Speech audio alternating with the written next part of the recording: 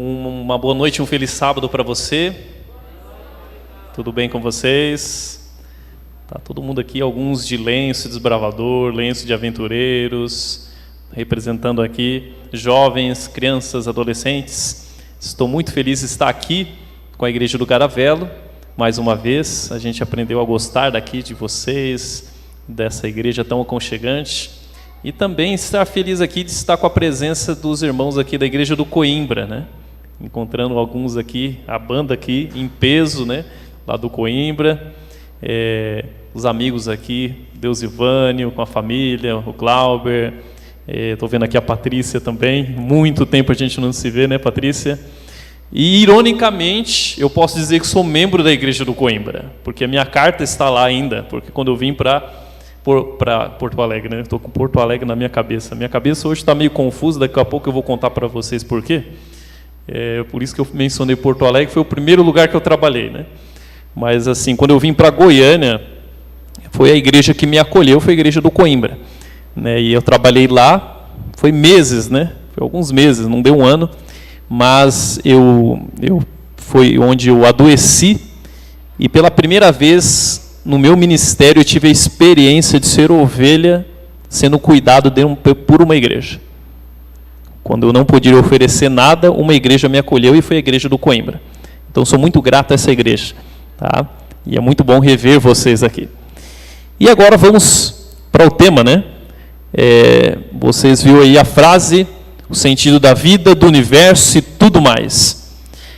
Para você que apenas ouve essa frase, ela é intrigante porque é a busca do sentido do universo e tudo mais. Beleza. Mas para os mais nerds presentes, sabe que essa frase ela saiu de um livro. E esse livro se tornou um filme. E que tem uma cena muito interessante. E o nome desse livro é O Guia do Mochileiro das Galáxias. Na verdade, é um volume de 4 livros. Não sei se vocês sabiam, vocês que viram o filme. São um volume de 4 livros e eles transformaram num filme. É um filme de comédia, mas onde você não entende quase nada. Porque ele foi baseado num livro escrito por um filósofo. Ironicamente, um filósofo que era agnóstico, ele não acreditava em nada. E por não acreditar em nada, antes de morrer, quando estava bem velhinho, ele resolveu escrever um livro fazendo paródias com uma ficção científica a respeito das perguntas que o ser humano faz sobre o sentido da vida. E para a cabeça dele, ele falou assim, puxa, a vida é tão curta para a gente fazer perguntas que a gente nunca vai ter respostas. E aí ele criou esse universo do Guia do Mochileiro das Galáxias, que é um personagem que viaja pelas galáxias e ele tem um guia de como você deve viajar pelas galáxias. E ele chega no planeta Terra e ele tira do planeta Terra o único sobrevivente, porque o planeta Terra acabou. Ele consegue retirar o único sobrevivente dali. E eles viajam pelas galáxias. E tem uma cena do filme, que é a cena baseada nessa frase, que tornou muito conhecido pelas pessoas que assistiram o filme. Essa é a cena principal do filme, podemos dizer assim. E nós vamos assistir agora, pelo YouTube, essa cena. É apenas 2 minutinhos, mas ela deixa essa mensagem. Qual o sentido da vida, do universo e tudo mais? E a resposta é bem intrigante.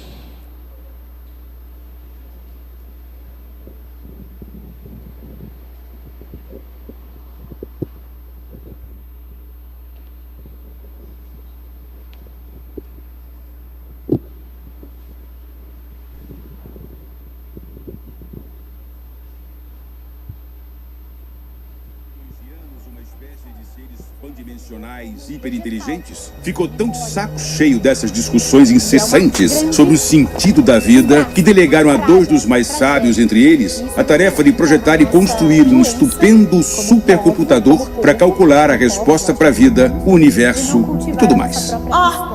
Pensador profundo, queremos que nos dê a resposta. A resposta é aqui. A resposta para a vida, o universo e tudo mais. Gostaríamos de uma resposta simples. Vou ter que pensar nisso. Retorne a este lugar em exatamente 7.500.000 anos. Já terminou? Não, tem mais. Procurando arquivo. Eles voltam lá. 7.500.000 anos depois? É isso aí. Eles voltam.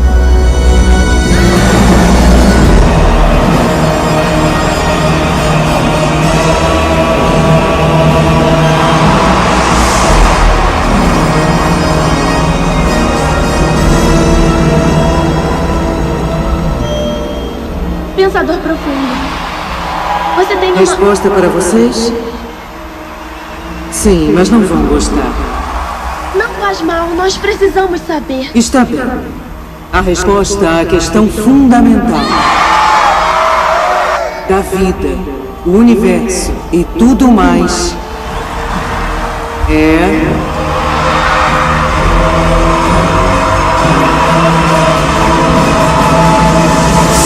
42. 42? É sim, eu verifiquei cuidadosamente. É esta, 42.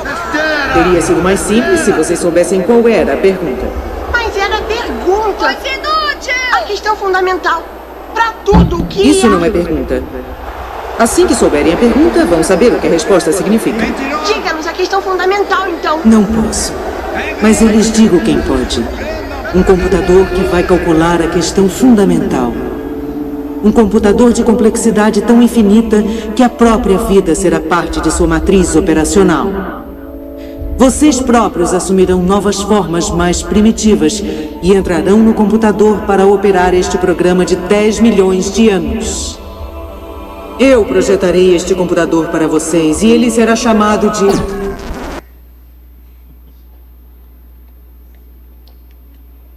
Tudo bem. O arquivo corrompido e eles ficaram sem resposta, né? Mas o integrante dessa cena, e eu passei algumas semanas atrás trabalhando com os meus alunos, e infelizmente, não sei se você vai gostar disso ou não, felizmente ou infelizmente, todos os meus sermões são as minhas aulas, né? É o que eu trabalho de sexto ao ensino médio, é o que eu prego na igreja também.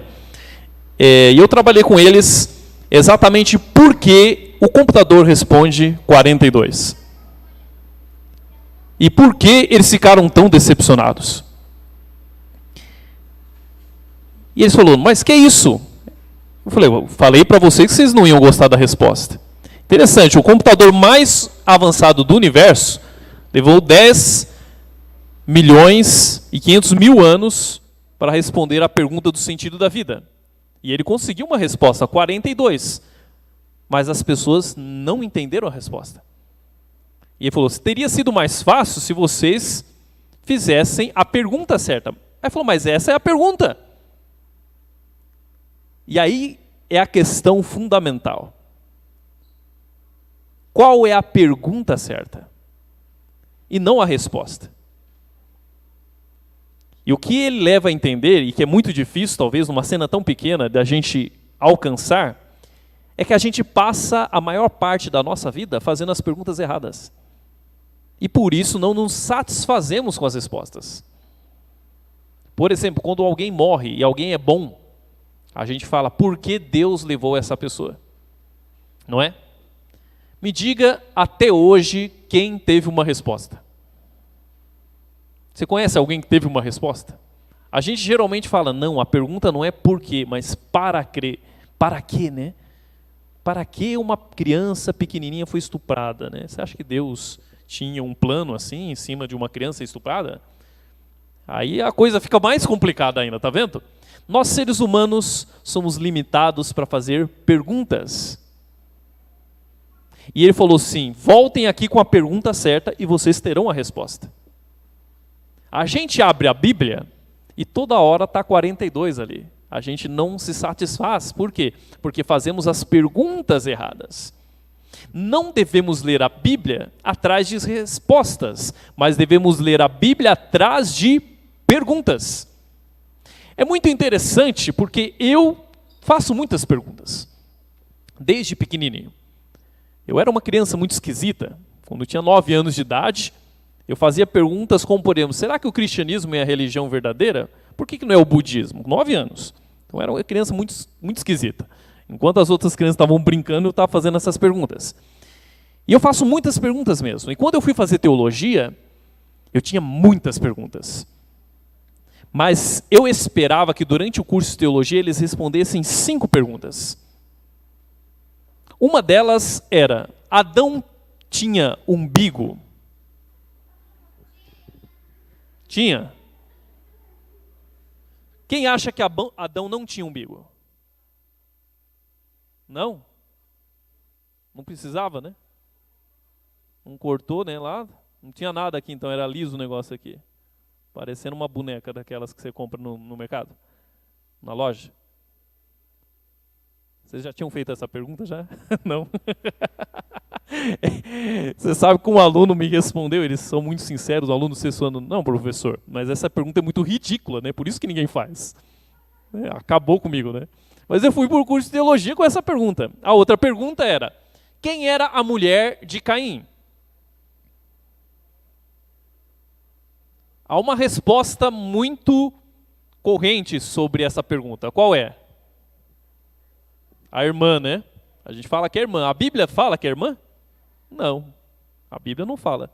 Então qual é a resposta? Qual é a esposa de Caim? Eu não sei, porque a Bíblia não diz.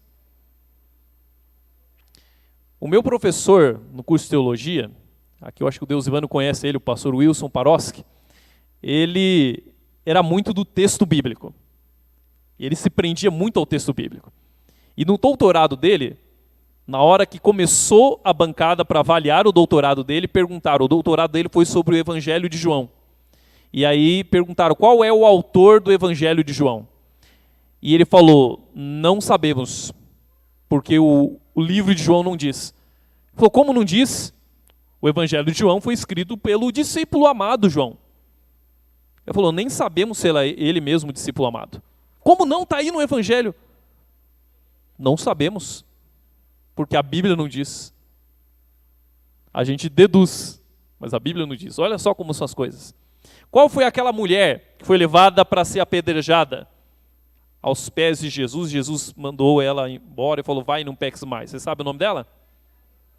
Né? Mas a Bíblia diz que é Maria Madalena? Não diz. Não diz. Não sabemos o nome dela. A gente deduz, a gente junta algumas histórias e fala, acho que é Maria Madalena essa daí. A gente tem muitas perguntas, e eu tinha muitas perguntas quando eu fui fazer teologia. E das 5 perguntas, eu lembro dessas 2, porque foram as 2 que não me responderam durante o curso. As outras 3 que me responderam eu nem lembro. Mas eu lembro na primeira semana do curso de teologia, aí tem uma semana de ambientação universitária, né? Na verdade é um monte de palestra chata que você tem que sentar e ouvir, né? Todas as faculdades fazem isso. Na primeira semana você vai lá, senta e ouve um monte de palestra.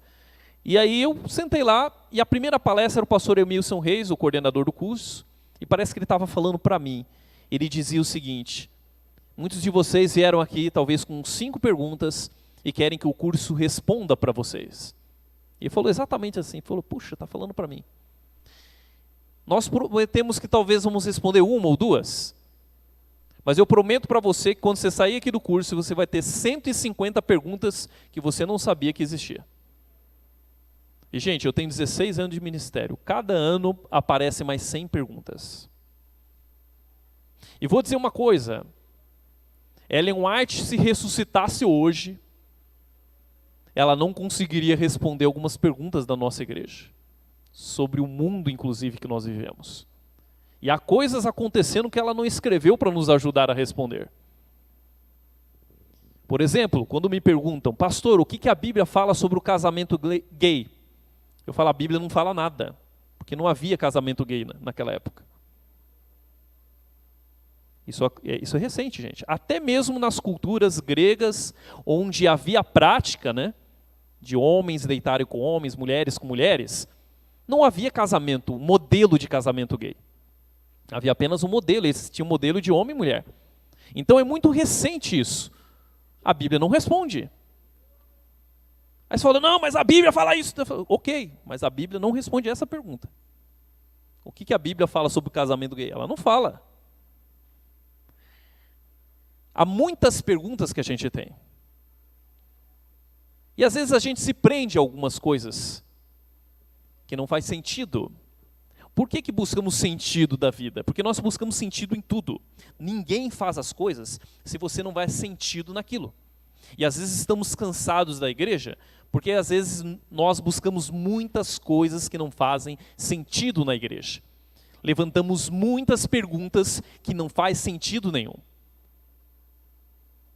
Para nós, às vezes, a Bíblia, ela é como se fosse um manual de respostas a tudo que nós temos. A quem aqui já assistiu DuckTales, Os Caçadores de Aventura? Quantos já assistiram? Você que está em casa aí também deve ter assistido. Tem alguns personagens, é um desenho da Disney. Agora quem tem a plataforma de Disney+, tem lá inclusive. Eu estava com a minha esposa esse dia pegando os dois assistindo, DuckTales, Os Caçadores de Aventura. Lá de 1990. E lá tem o tio Patinhas, que literalmente nada no dinheiro, né? Ele tem um cofre cheio de moedas. E ele tem 3 sobrinhos. Se chama Huguinho, Zezinho e Luizinho, né? São 3 sobrinhos. E eles saem em busca de tesouros. E muitas dessas vezes eles vão num avião. E esse avião tem um piloto, que é o Capitão Boygen. E eu lembro de uma cena, quando eu era criança, isso ficou muito fixo, tanto que hoje eu estou usando ela no meu sermão, que eles estavam para bater numa montanha. Eu estou acabando com os cabos aqui de vocês. Eles estavam para bater numa montanha, e quando estavam para bater numa montanha, fisicamente impossível de se livrar disso, eles abrem um manual do escoteiro mirim. Vamos traduzir o manual do desbravador, tá? Eles abrem o manual do desbravador e lá estava escrito assim: como se livrar de um avião que vai bater numa montanha. E eles conseguiam se livrar. No outro momento, eles entravam numa caverna para buscar um tesouro e lá estava um dragão que eles não esperavam. E agora, como vamos fazer para passar pelo dragão, vencer o dragão e pegar o tesouro? Eles abriam o manual do desbravador lá e estava escrito como vencer um dragão, exatamente assim. Como vencer um dragão que está nos impedindo de pegar um tesouro. Todas as perguntas que eles tinham, o manual do escoteiro mirim tinha resposta. No nosso caso do desbravador. Todas. Nós achamos que a Bíblia é o manual do escoteiro mirim. A gente acha que a Bíblia tem resposta para tudo. E ela não tem. Eu mostrei aqui algumas questões. Gente, durante meu tempo de igreja, eu tenho mais dúvidas do que respostas para muitas coisas. Por exemplo, quando eu vim para a igreja, nos anos 90, se falava muito, quem aqui é mais velhaco de igreja vai lembrar disso. Eu não sei aqui no estado de Goiás, mas lá em São Paulo se falava numa coisa chamada lei dominical. E que ia sair a lei dominical. E um monte de gente foi para o sítio, morar no sítio, porque ia sair a lei dominical, a tal da lei dominical. Pergunta para as crianças hoje aqui da igreja o que é lei dominical. Você sabe o que é lei dominical? Olha, tá vendo? E nos anos 90, resposta a essa pergunta era questão de salvação, gente. Você saber o que era lei dominical? Hoje eles nem sabem. Hoje não tem mais sentido. Mas nos anos 90 tinha.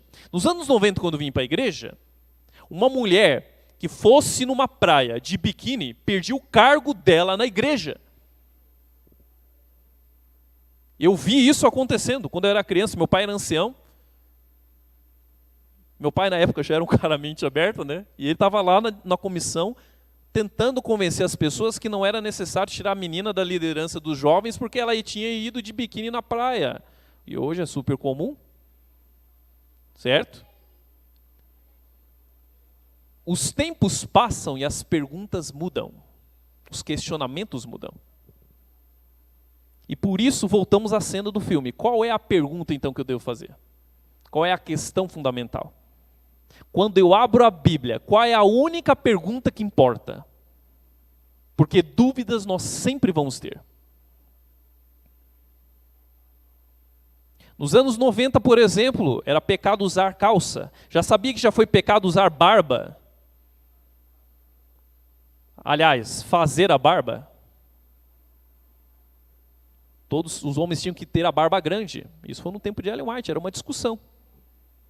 Você sabia que Tiago White subia no púlpito com um charuto para pregar? E aí eles tiveram que discutir esse assunto. E hoje é pecado você usar um charuto. Olha só que interessante. Os tempos mudam, as perguntas mudam, e a gente fica se perguntando, o que é importante então perguntar? Quando eu abro a Bíblia, qual é a pergunta? Salvação, gente, se tornou algo tão complexo, porque cada época as pessoas mudam de opinião sobre o que eu preciso para ser salvo. Numa época é usar barba ou não usar barba, usar calça ou não usar calça. Houve uma época que as mulheres não podiam usar calça fora da igreja. Hoje a gente discute que não pode se usar na igreja. Está vendo? Os tempos mudam e muitas perguntas a gente tem. Mas qual é a pergunta fundamental? E aí eu gostaria de ir para um texto bíblico muito interessante, uma história da Bíblia que está lá no livro de Atos. Atos capítulo 16.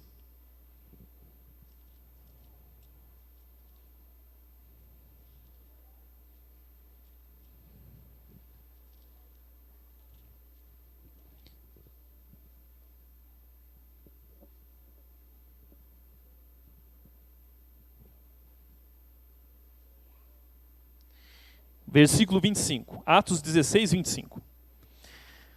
Por volta da meia-noite, Paulo e Silas oravam e cantavam louvores a Deus. E os demais companheiros de prisão escutavam. Essa é uma parte interessante desse texto. Eles cantavam à meia-noite e os companheiros de prisão estavam escutando. De repente veio um tamanho terremoto que sacudiu os alicerces da prisão. Abriram-se todas as portas e soltaram-se as cadeias de todos. O carcereiro despertou do sono e, vendo abertas as portas do cárcere, puxando a espada, ia se suicidar, supondo que os presos tinham fugido. Mas Paulo bradou em alta voz: não te faças nenhum mal, que todos aqui estamos. Então o carcereiro, tendo pedido uma luz, entrou precipitadamente e trêmulo prostou-se diante de Paulo e Silas. Depois, trazendo-os para fora, disse: senhores, que devo fazer para ser salvo?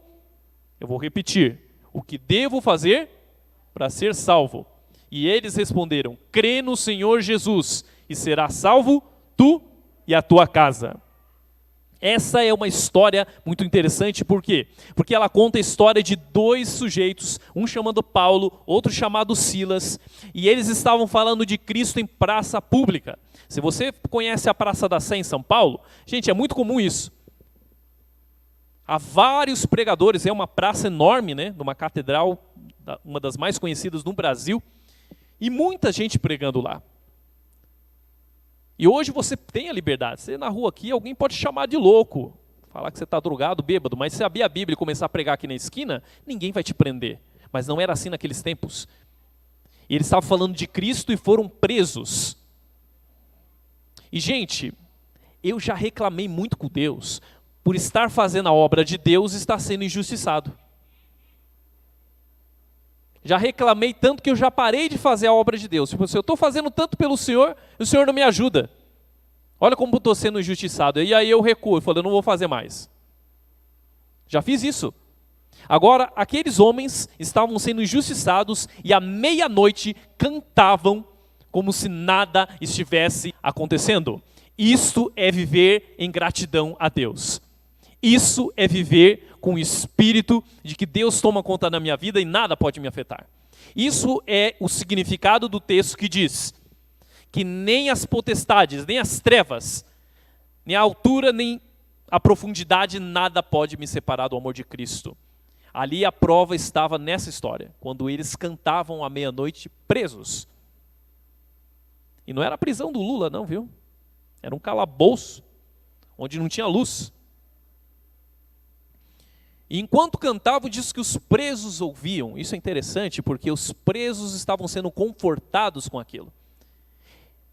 Mas um terremoto veio. E quando o terremoto veio, abalou as estruturas das cadeias, derrubando todas elas. E ali tinha um carcereiro, que a Bíblia nem diz o nome dele. Um sujeito comum, um sujeito que não tinha sentido na sua vida. E a maior prova que ele não tinha sentido na vida é quando ele viu as cadeias caindo. Qual foi a única coisa que ele pensou? Pegar uma espada e se matar. Eu não vou fazer isso hoje aqui. Mas essa semana eu cortei meu cabelo. Dei uma parada aqui. Não sei se quem me conhece aqui viu que está meio diferente, né? Né, Karina? E eu fui num cabeleireiro que ele está estudando a Bíblia pela Novo Tempo. E aí a gente conversando muito sobre igreja e tal, e ele contou que na igreja dele um pregador foi lá na frente e perguntou: quantos aqui já pensaram em tirar a sua vida? E pediram para as pessoas levantar a mão. Depois perguntou: quantos aqui já tentaram tirar a vida? Mais um tanto levantou a mão. Venham aqui à frente. E 30% da igreja veio à frente. Até eu chegar em Goiânia, suicídio na adolescência não era uma preocupação na escola. Quando eu cheguei em Goiânia, eu me assustei quando eu atendi o primeiro caso de uma menina que estava querendo se matar. E aí não é Goiânia. Não é porque eu vim de São Paulo e o problema está em Goiânia. É que o tempo é esse. Em qualquer lugar do mundo que você vá, o assunto é esse do momento. Crianças que crescem com o celular na mão, depressivas. Eu atendi um menino de 11 anos de idade que estava pensando em suicídio. 11 anos de idade. Que já não tinha sentido na sua vida. Por que aquele homem queria se matar? Porque o trabalho dele não tinha sentido, era tomar conta de um monte de gente presa. E foi prometido ele uma coisa: se um deles fugir, você morre. E morre da pior forma. E quando eles viram que as estruturas das celas tinham se arrebentado, ele falou: eu prefiro me matar do que morrer na mão dos romanos. E aí Paulo dá um grito: não faça isso, estamos todos aqui. Ninguém fugiu. Por que você acha que ninguém fugiu? Gente, eu não teria fugido também não. Todo mundo ficou com medo, porque viram eles cantando. E depois viram um terremoto. Falou: tem poder nesses caras aí. Tem alguma coisa diferente nesses caras. E aí disse que levou eles para fora e conversou com o carcereiro, acalmou ele, e ele fez uma pergunta fundamental que o filme do mochileiro não sabe responder.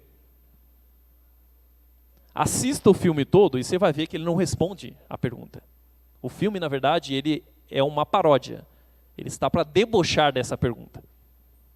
Ele não responde. Mas esse livro aqui, um livro tão antigo, às vezes desprezado, ele te faz a pergunta e ele te dá a resposta.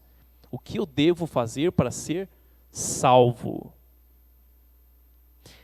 Por ele fazer essa pergunta, significa que ele já estava refletindo na sua vida que ele estava perdido, que não havia sentido na sua vida.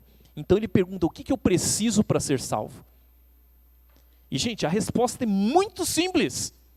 Crê no Senhor Jesus Cristo e será salvo tu e a tua casa.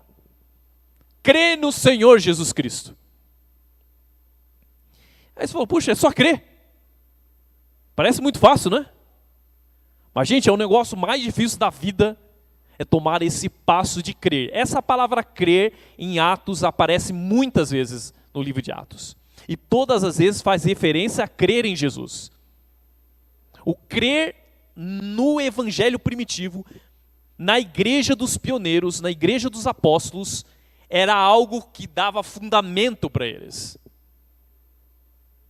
Interessante que eles fizeram um concílio discutindo lá se podia ou não podia circuncidar, não aceitava os gregos e toda uma discussão, mas quando se falava no crer em Jesus Cristo, todos se uniam. A gente tem uma impressão que a igreja adventista ela é igual no mundo, né? A gente tem essa impressão aqui no Garavela. Mas se eu visitar as famílias aqui, você vai ver que ninguém pensa igual não. E que as pessoas têm visões diferentes sobre a igreja. que uns acham que tem que ter esse instrumento para ser tocado, outros acham que não. Uns acham que tem que ter essa música, outros acham que não. Uns acham que tem que ser essa roupa, outros não. Os pensamentos, os questionamentos são muito diferentes. Mas o que é que te trouxe aqui? O que é que nos torna adventista? O que é que nos torna cristão? É esse crer aqui. Nisso aqui todos nos unimos. E é isso que é a liga da igreja. Mesmo com todos os questionamentos que a gente tem. E Jesus vai voltar, e a gente não vai responder. E eu acredito que quando nós tocarmos a eternidade, 99% das perguntas e das brigas e das polêmicas que a gente faz aqui, vai tudo acabar. Porque a gente vai pôr o pé na eternidade e falar, puxa, a gente perdeu muito tempo, né? A gente perdeu muito tempo. Agora, muito importante é você notar o final da resposta. Crê no Senhor Jesus e será salvo tu e a tua casa. Há uma bênção na casa de quem crê em Jesus. Gente, eu quero encerrar essa mensagem contando dos meus últimos dias. Eu fiz um curso de logoterapia e eu tenho pregado muito sobre o sentido da vida, porque esse é a tônica da logoterapia, que é uma área da psicologia mais hoje apreciada e explorada por psicólogos cristãos, porque trabalha justamente a questão do sentido da vida. E na logoterapia, ela trabalha a ideia que o sentido da vida é diferente para cada pessoa, mas ele trabalha com o conceito do suprassentido, que chega um momento que o ser humano ele precisa de algo a mais do que a sua própria vida para dar sentido na vida. Ele precisa de algo a mais. E os últimos dias para mim tem sido uma loucura assim, de sentido que Deus tem dado para a minha vida. Há exatamente 3 semanas atrás, eu estava com o meu ministério quase que comprometido por falta de sentido. Eu não conseguia buscar um sentido no meu ministério. Por quê? Porque o meu ministério estava baseado mais nos meus questionamentos do que no crer. Eu estava olhando tanto para a instituição, tanto para a igreja, tanto para nossas falhas, que eu não conseguia mover o meu ministério. E eu orei a Deus pedindo sentido para o meu ministério. E, gente, quando você ora a Deus pedindo sentido na sua vida, é engraçado. Ele manda pessoas sempre para dar significado. Uma vez lá em Porto Alegre, eu estava sentando, e crises, gente, com o sentido da vida você sempre vai ter. Porque quando o sentido da vida é Cristo, como foi dito aqui pelo jovem na hora da oração,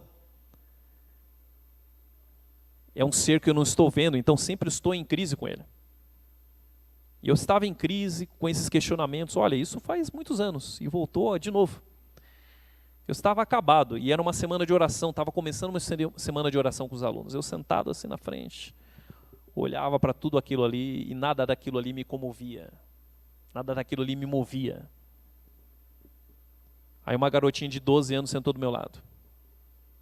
Enquanto eu estava com aqueles pensamentos negativos tomando conta da minha cabeça, ela coloca o seu braço no meu assim, se engancha e fala, pastor, você acha que a igreja tem tido mais sucesso ou mais fracasso? Cara, eu me arrepiei assim, olhei para a menina, cara, que eu não conseguia responder para ela. Parecia que Deus saiu do trono dele lá, encarnou na menina e perguntou para mim aquilo. Eu fiquei assim, olhando para ela, e ela não esperou eu responder.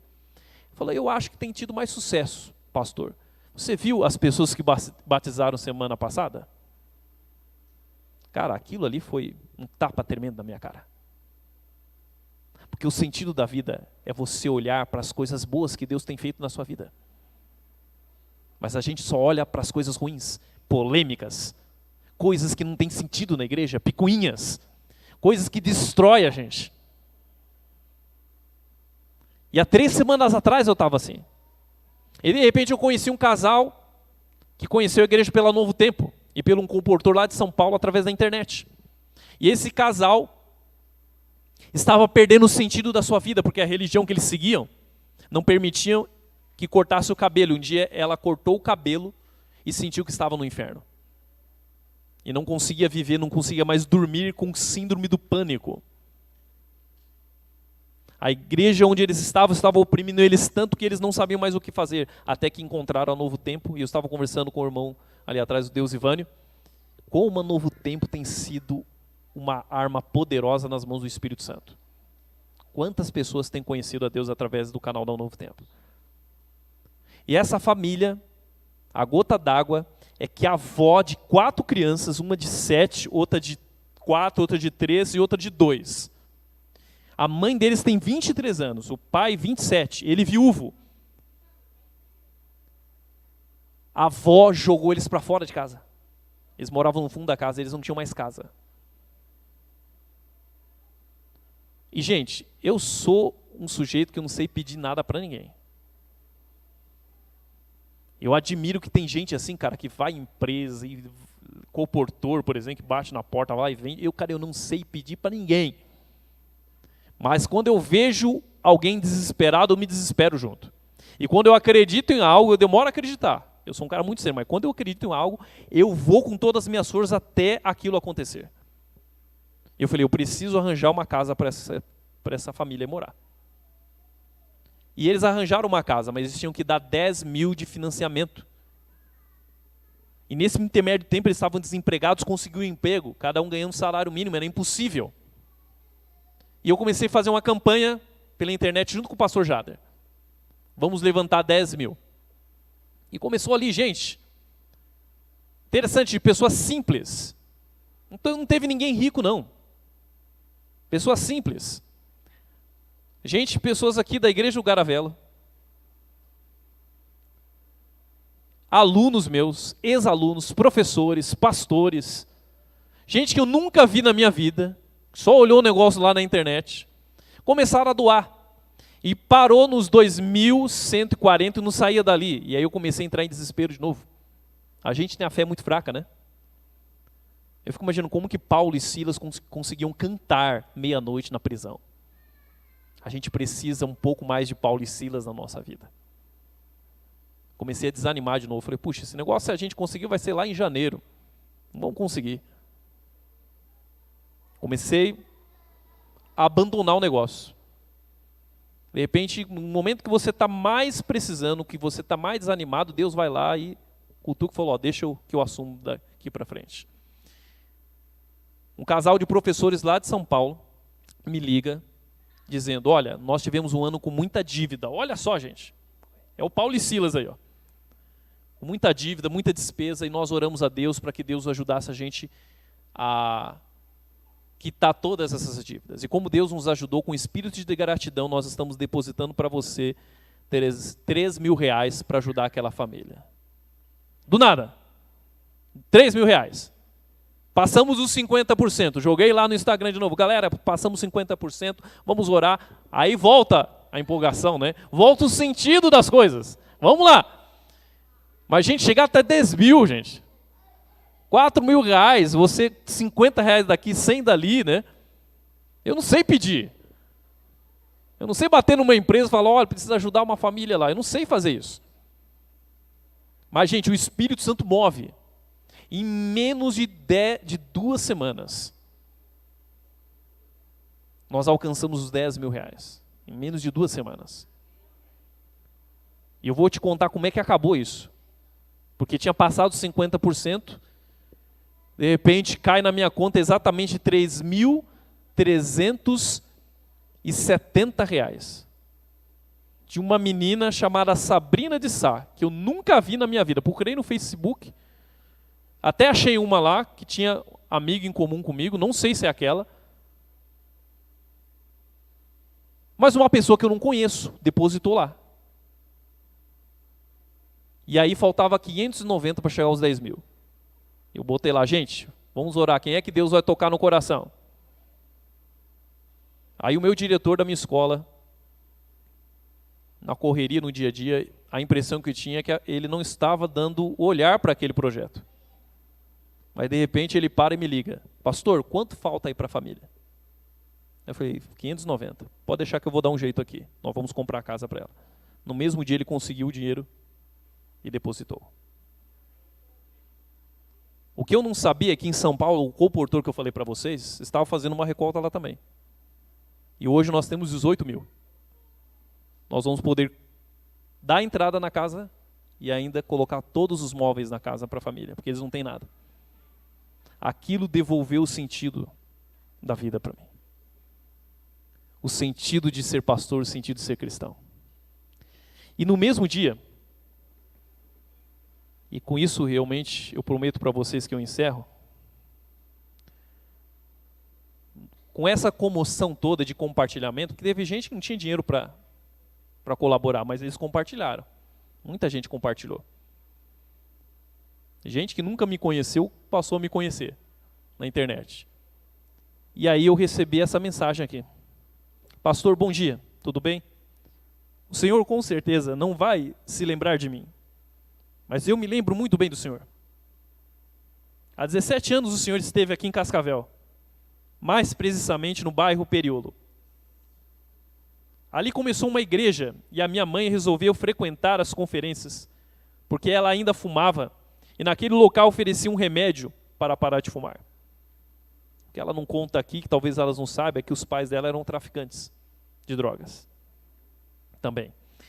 A partir daquele mês de setembro, começamos a frequentar as reuniões e nunca mais paramos. E no mês seguinte, eu e minha mãe fomos batizadas. Meses depois, minha irmã e meu irmão. E depois desses 17 anos, ainda me lembro com clareza os responsáveis por estar aqui. Se não fosse tu e o pastor Isaac, que hoje é professor de teologia lá no IAP, minha família nunca estaria aqui.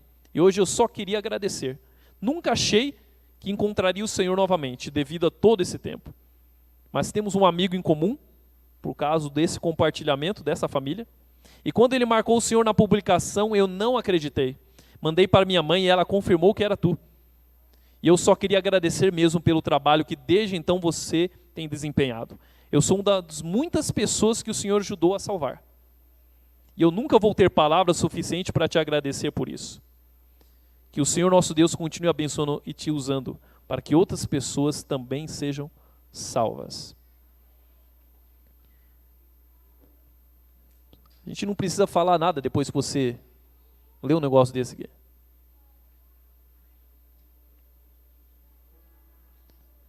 Deus usa você do jeito que você é para salvar pessoas, para dar sentido na vida das pessoas. E na hora que a sua vida parece que não tem sentido nenhum, você que está em casa, por exemplo, que acha que sua vida perdeu sentido, Deus usa você para salvar pessoas. Porque a única pergunta fundamental, o que é preciso fazer para ser salvo? Você tem a resposta, leve ela para o mundo. Por que não divulgar essa resposta para o mundo? Essa menina tinha 7 anos de idade quando eu conheci ela. Hoje está com quase 30. Mas lembra do que eu fiz lá. E o fruto hoje cai para Deus falar para mim assim, ó, valeu a pena todo esse tempo. E vale a pena ainda continuar. É difícil, mas a gente encontra sentido inclusive na dor. Porque no meio da dor, você consegue aprender. No meio da dor você consegue aprender. Deus fez a gente para ser resiliente. E com a dor a gente se torna pessoas melhores. Pessoas que passaram pela depressão e superaram, elas olham a depressão como uma escola. E elas olham para trás e dizem, eu sou uma pessoa melhor do que antes da depressão. Deus, Ele quer dar sentido hoje para você. Mas esse sentido, ele vem de Cristo. E hoje aqui, o Espírito Santo encheu esse lugar. Encheu seu coração. E Ele quer que você aprenda com Ele hoje a ter um sentido na vida. E hoje minha semana completou uma notícia. Meio-dia, né? Recebi uma ligação. Estou sendo chamado para Brasília. Aí desmorona a nossa vida assim, né? Quando a gente acha que as coisas estão... Aí Deus chama lá, você tem que ir para lá agora. E a a gente vai, né? A gente diz sim. Deus falou, você tá indo, você vai para lá. A gente acha que o sentido da vida somos nós que construímos com as coisas que nós temos, com as perguntas que nós temos. Mas Deus só tem uma: salvação. E se Ele precisar, Ele tira você daqui para levar você para longe, para salvar uma pessoa. Paulo e Silas foram presos aquele dia e perguntaram talvez: por que, Senhor? Por causa daquele carcereiro lá. Se eles não fossem presos, aquele carcereiro não teria sido salvo. Esse aqui está sendo provavelmente a última Sexta Jovem como pastor aqui em Goiânia. Eu não sabia disso até agora, meio-dia. Olha só como é que é o trabalho de Deus na nossa vida. E eu gostaria que você cantasse essa música comigo e com a banda, com o vocal, para a gente encerrar essa programação. Nós vamos encerrar. Eu não estarei cumprimentando vocês, né? Estarei ali fora para quem quiser conversar e tal, mas não estarei à porta como é comum. Nós vamos encerrar cantando essa música como uma oração, tá bom? Eu não vou fazer uma oração no final, como é de costume. Eu quero que você faça uma oração com essa música, para que você tenha sentido na vida hoje.